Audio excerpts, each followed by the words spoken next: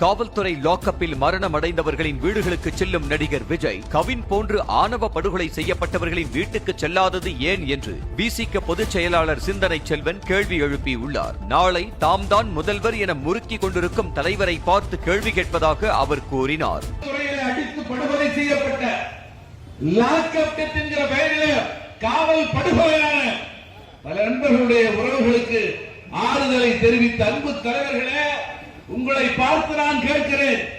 Lock-up கொலையிலே பாதிக்கப்பட்ட எல்லோரையும் ஒரே மேடையிலே நிற்க வைத்து ஆறுதல் சொன்னீர்களே, ஆணை போர்த்தினீர்களே, அன்பை பொழிந்தீர்களே.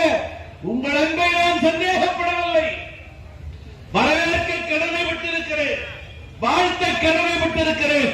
ஆனால் அந்த அன்பு உண்மையானால் இந்த சாதி ஆணவ படுகொலையாலே சிதைந்து கிடக்கிற குடும்பங்களுக்கும் நீங்கள் நேரில் போக வேண்டுமா இல்லையா? கவினுடைய குடும்பத்திற்கு ஏன் போகவில்லை? திருமாவளவை தவிர வேறு யாரும் போகவில்லையா? ஏன்?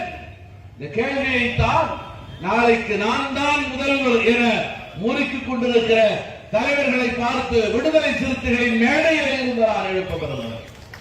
அருமை உறவுகளே, இதுதான் நமது அரசியல். போகக்கூடிய சூழலிலே வந்த நாளைக்கு நான் தான் முதல்வர் என்று சொல்லுகிற உடல்நிலை இருந்தல்ல.